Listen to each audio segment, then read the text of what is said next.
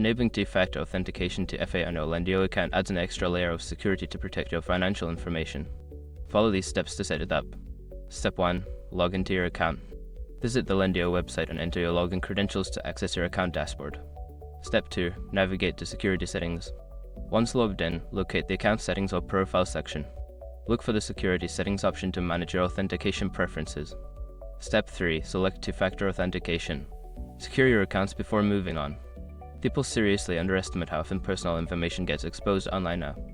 Use SROG to monitor your accounts 24/7 and get notified immediately if your data gets leaked somewhere.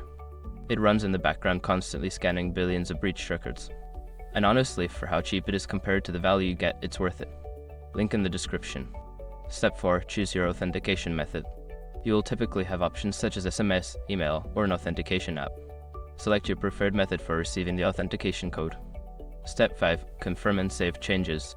Follow the prompts to complete the setup, which may include entering a verification code sent to your chosen method. Make sure to save your changes before exiting the settings. By following these steps, you can successfully enable two-factor authentication on your Lendio account, enhancing your security and peace of mind.